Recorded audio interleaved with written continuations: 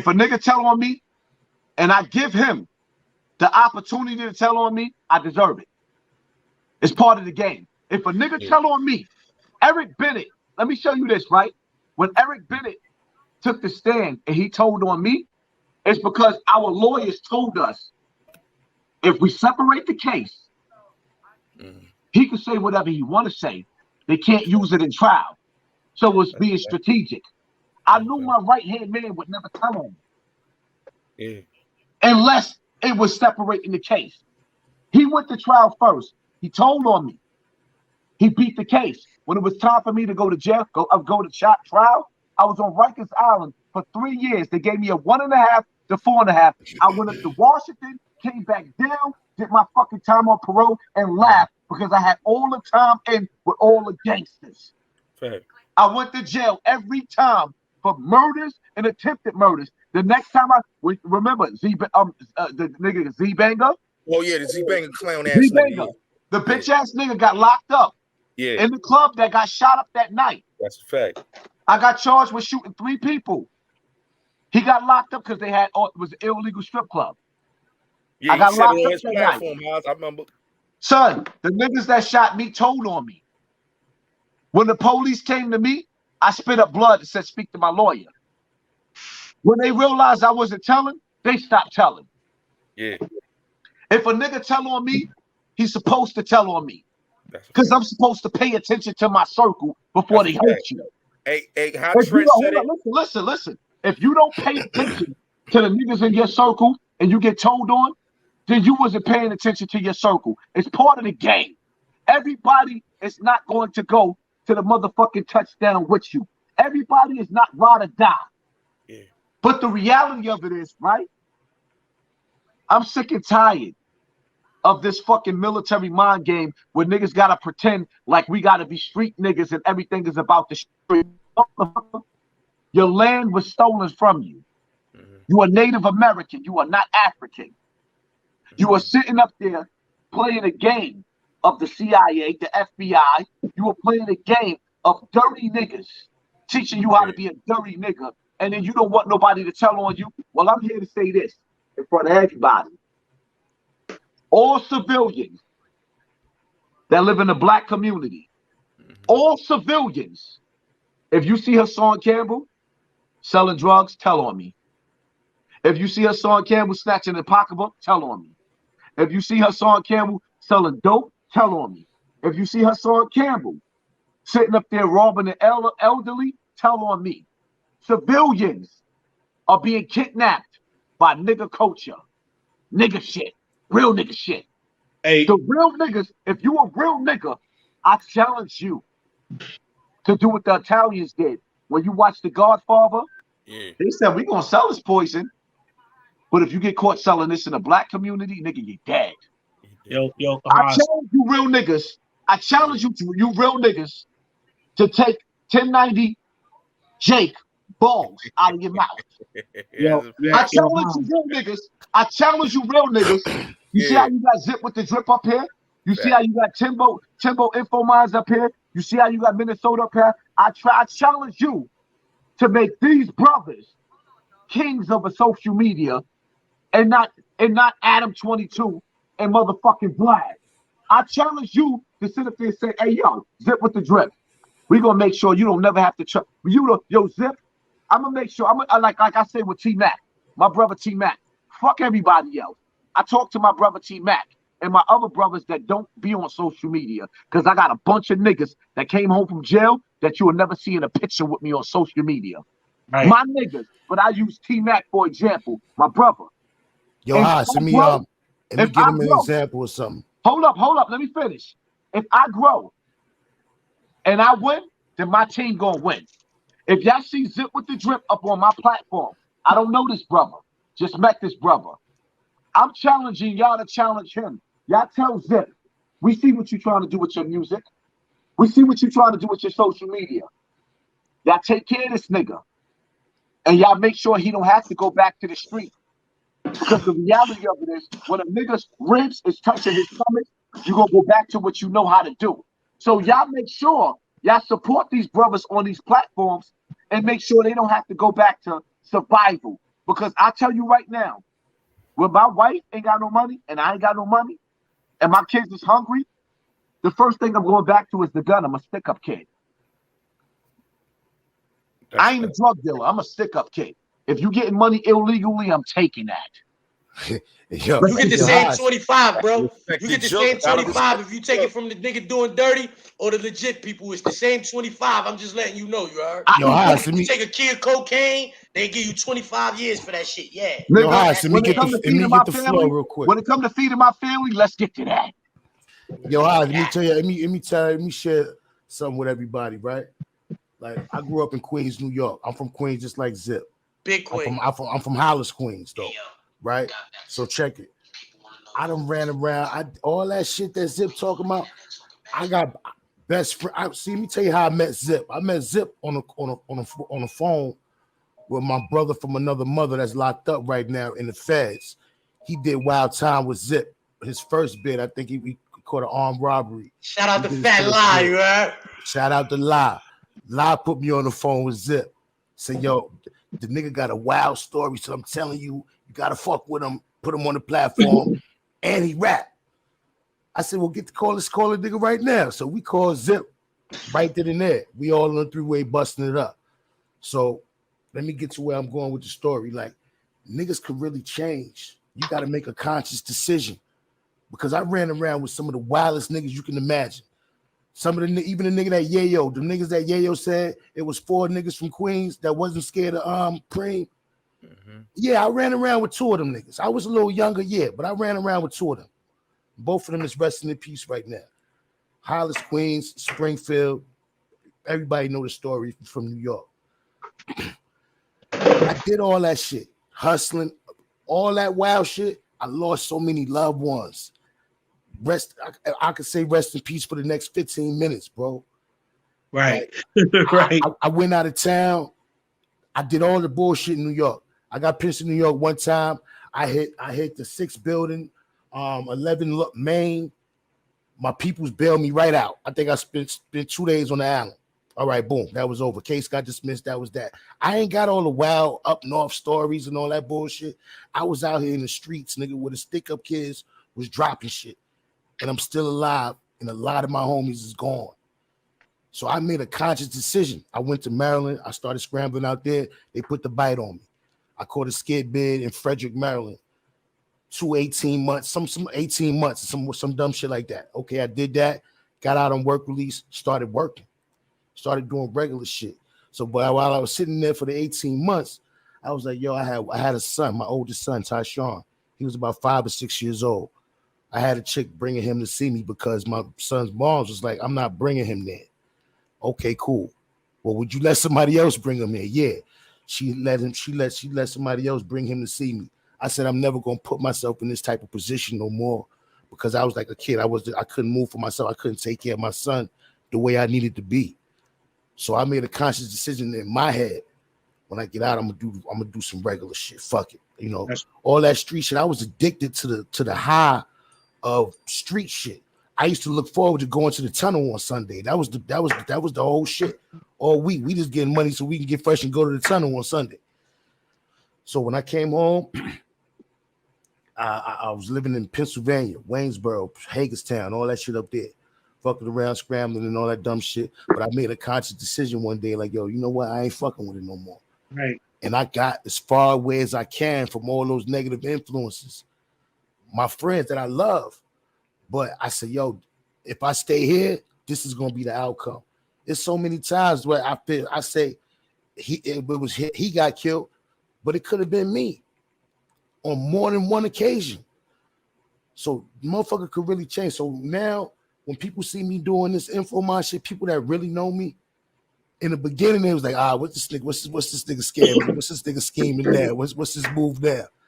You know, I done hustle, rob niggas and all that old dumb shit. I did all that. And niggas that's from Hollis, from my hood, they know. But right now, I got older cats that be hitting me. Yo, I'm proud of you. My mom's hitting me. Yo, I'm proud of you. When my mom's put me out, I was 17 years old because I was hanging around killers. and she didn't want none of that shit that I was doing outside, or the niggas that I was associated with was doing. She didn't want that shit to come to her doorstep. She put me out, and that was the best thing that she could have ever did, because I learned life at a young age and fast. But now I'm out, all the way out the way. I get up, yo. Look, we do this social media shit, this info mind shit since 2018. I found something that I love to do that could make my peoples proud of what I'm doing right now today. You know what I'm saying? In the space that I'm in right now. So people hit me, loved ones, people from my hood. Yo, I see what you're doing. I'm proud of you, son. You know what I'm saying? And shit like that. So I'm an example that you could fucking change, my nigga. You just got to make the conscious decision. And I can't wait. Hopefully, fingers crossed, this info mind shit take off, because I'm going to snatch a nigga like Zip. I'm going to snatch my man Littles. I'm going to snatch the niggas I love. My man Lie. He ain't going to never go back to the feds. He going to do this little bit of time. And when he come home, hopefully I'm up. Right. Because then I could show them niggas some other shit. I could show them, yo, come fuck with me over here. Come do this. And when I got the bag to hold them niggas down until they get on their feet, but hopefully when he come home, he gonna come home in a different mind state. He took his shahada and all that, so he exercised, he working out, he getting this shit together. And there's a lot of niggas. I'm coming. Just let me get up and I'm coming, because I'm gonna show them niggas something different.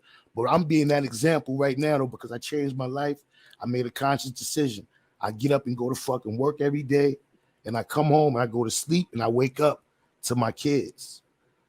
You know what I'm saying? So, and the niggas that know me, they know what's up. But I'm an example that nigga can change, man. Find something you like to do. It's something out there. But like I said to Zip, yo, Zip, when I get up, I'm coming for you, my nigga. We gonna, you know what I mean? I'm around. The team yet, you heard, but we gonna put this shit together, my nigga. It's a lot of motherfuckers that's in position. I don't know their background. I ain't gonna hate on no other platform. But when I get up, I'm coming.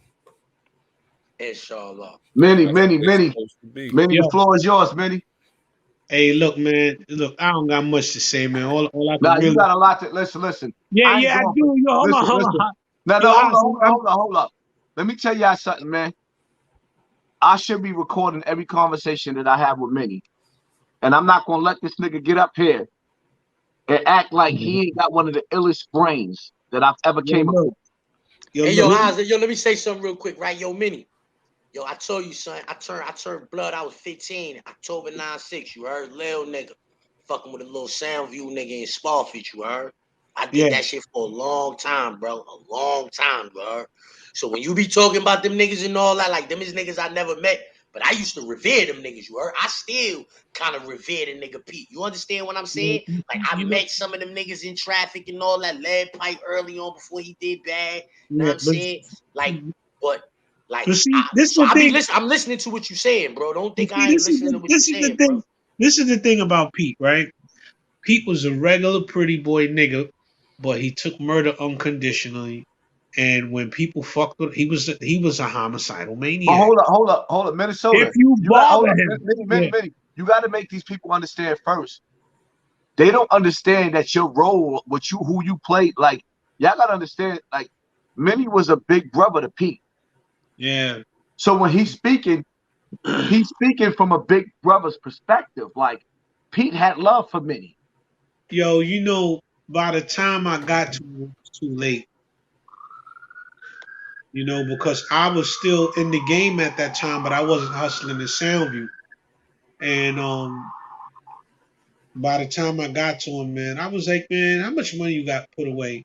He was like, yo, me and y'all got $2 million. So I said, yo, why don't you go to, I said this to him, I said, why don't you just go to Jamaica for like a year and just cool off?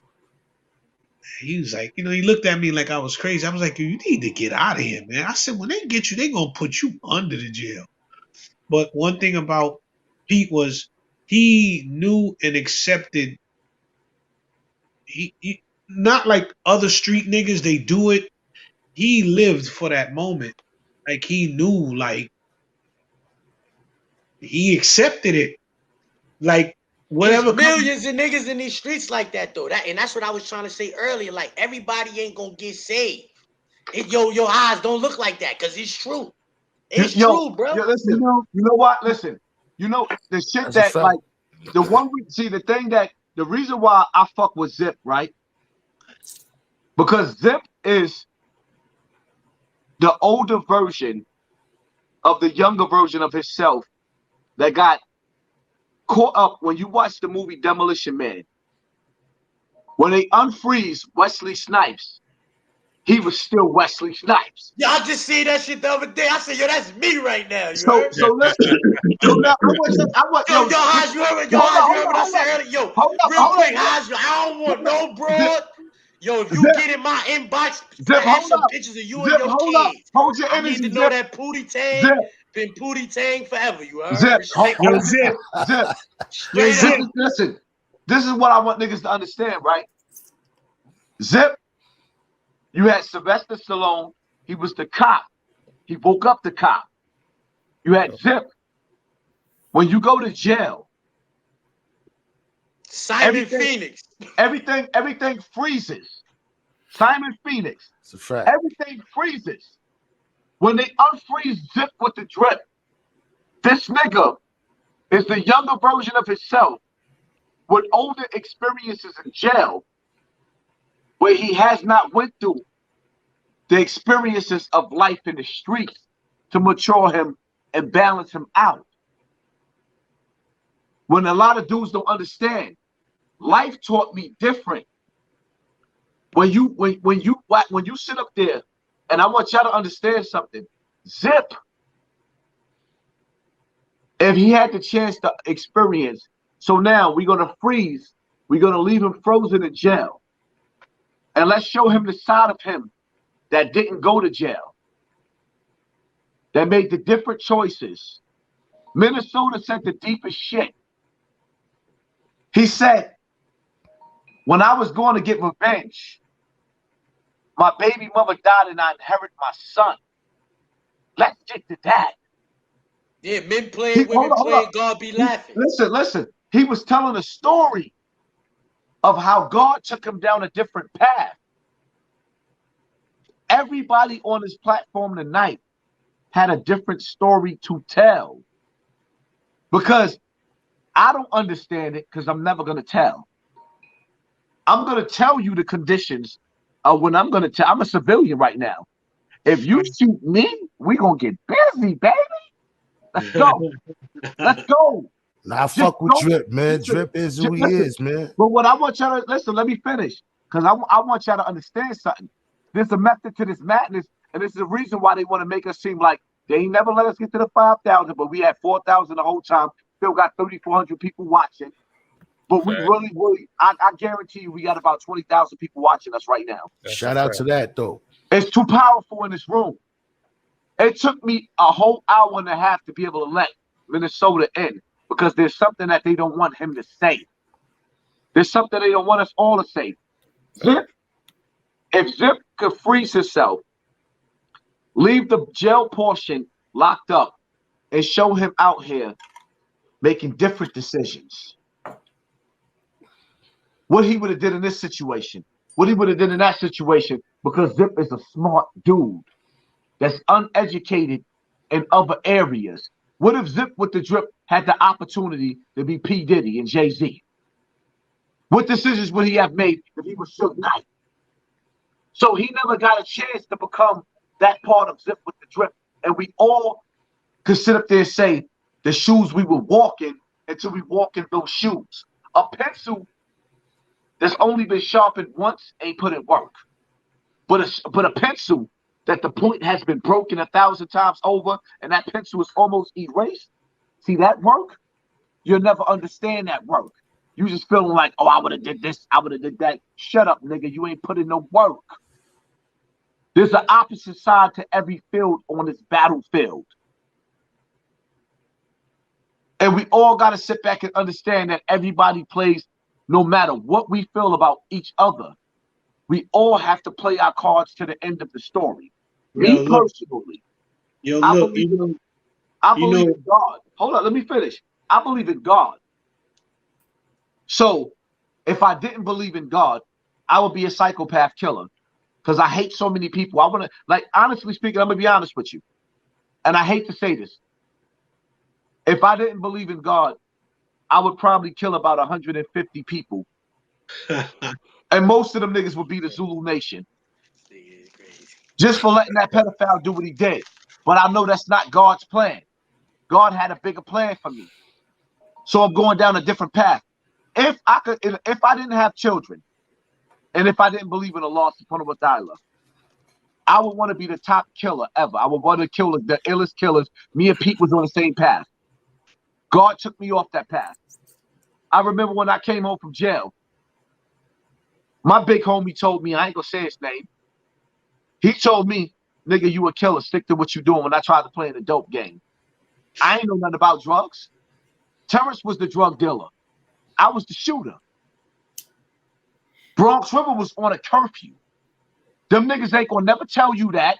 They're gonna sit up there and play like all they want to. Yeah, they ain't like Terrence, they ain't like me. Listen, yeah, I understand how y'all felt about Terrence, but the reality of it is I backed everybody down that was somebody. No. Even X. Even X. Yo, Haas, when do we... Even X. Hold up. Even X. When X did dirt, we did it together. When X tried to bring you over to all these other niggas in, what did I tell them? It's either me or you, together or them. I'm not rolling with the rest of these niggas. Some of them niggas that he rolled with, every time you turn around and you hear their name, somebody's always telling, that nigga told, that nigga told, that nigga told, that nigga told. We'll leave that to that nigga. The reality of it is, I rolled with some of the illest killers, and I was 10 and 15 years younger than them. So what the fuck did they recognize in me? I was 10 or 15 years younger than these niggas. Well, you know what it was. You know what they saw in you. They saw the usury. Yeah. The usury is real. I'm gonna get this nigga to do it. You know what I'm saying? It's just like in the 80s when we all came out there and we hit them streets. Like, as an adult, I look at street people as victims now. I don't look at them as heroes. Mm-hmm. You know what I'm saying? Hustlers are not hood heroes, they victims. You signing up for victimization and don't know it. You know what I'm saying? That's all it really is. I tell people I saw Paid in Full before it was a movie. When I was 14 years old, I idolized Rich Hold Paul. up, say it again. Say it again, Minnie. I seen Paid in Full before it was a movie. I saw Paid in Full before it was a movie. And one of the people that, you know, I really, as a child, had my eye on, I knew Kev Childs from when he lived in Sound because he lived in our complex. And Rich Paul, they was just ice water niggas to me, so I studied Rich. But when you look at it all now, when you look at Alpo, AZ, Richard, for that time, they was victims. I'm 13 years old, 14 years old, and I swear to God, it was like 1 week, we was preparing for the breakdance battles, with the battle with the East Bronx Breakers versus Sound, we crew the Colemans, and it was like the next week, we were able to come outside and make $500 every 30 minutes. How do you put a child in that position? How do you put a child in that position? So am I a winner or was I a victim? My partner that I started out with, we ended up, breaking our partnership, but this is the nigga on the indictment, Baby J. Me and Baby J was partners.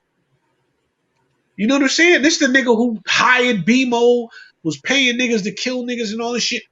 It's just like, when I look back now as an adult, I see that we were victims.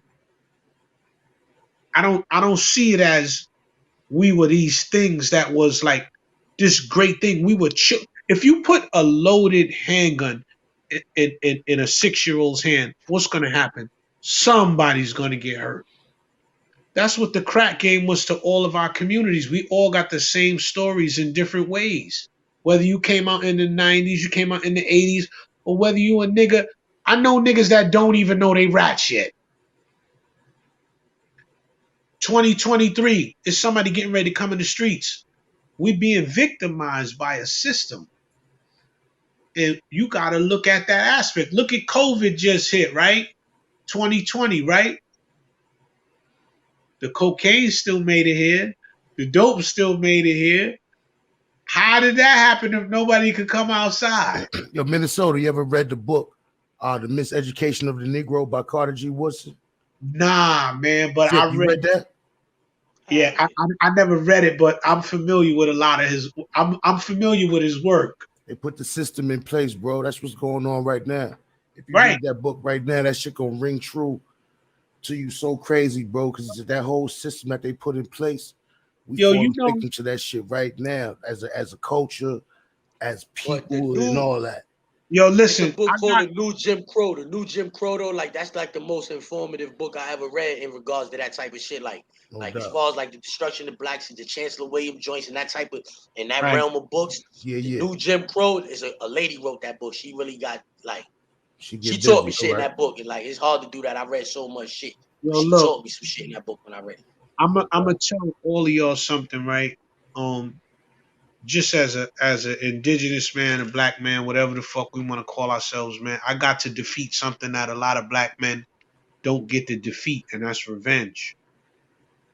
You be walking around with that shit in your heart. That shit was getting me sick. I was going to the emergency room, so I'm just like, I'm gonna cut through here, hit this nigga. I'm gonna have the car parked a block away. I had everything in my head on how I was gonna go kill, and all I could say is like, as a black man, I got to defeat something that a lot of niggas walk around with in their heart with forever, and that's revenge. And all of us have been there. All of us done been out there. You not a killer once you commit the murder. You a killer the second you running around with the gun on you. You ready. Your mind is already ready to go. You know what I'm saying? So these environments that we from, man, like, I think a lot of niggas got to get an excellent understanding for how dangerous these environments are, and we be comfortable in them. Like, niggas be like, yo, we outside. Hold up. Say that again. You're not a killer once you catch the body. You a killer once you put the gun on your waist. Yeah, once you put the gun on your waist. You jacking that highs? You jacking that highs? Yo. You jacking that? No, I'm jacking that for Hassan Campbell and Zip with the trip. Not for everybody, but the reality of it is, when you put that gun on your waist, you made a decision to be a killer. Gun on your waist. Man, some niggas put gun on their waist and they gonna burn nothing. Nigga put the gun on his waist and he just put it on his waist. Nigga, some niggas had guns 3 years and them shit is brand new. When you put that gun on your when you put that gun on your waist, see, Haas, I'm gonna keep it funky. Bronx River, no. The old Bronx River, no. Most of the guns that I had, I took off a nigga waist. Yo, a lot of that shit be peer pressure, man. Nigga put a gun on his waist because his homie doing it. But listen, they ain't gonna burn nothing. Listen, understand something. There's rules to this shit. Minnesota's right. When you put that gun on your waist, you come across the wrong nigga and they pat you, they ain't gonna let you, some niggas ain't gonna let you go home. Because if you capable of putting a gun on your waist, capable of murder. You're capable of murder. And I'm gonna tell you something else, right? Because some people don't listen, I want you to understand something, right? In some cases, I tell people, I gotta slow down so you can catch up. With Minnesota, some niggas gotta slow down so they can catch up to the nigga. When the police say you got a gun on you, you don't even have to have a gun on you. What the fuck, the first thing they do, they kill you. They justify, you know why? Because if you have a gun on your waist, automatically you're a killer. Gun. Yeah. So now, if I thought you had a gun, you bitch ass nigga, you a killer. That's the art of war. That's law.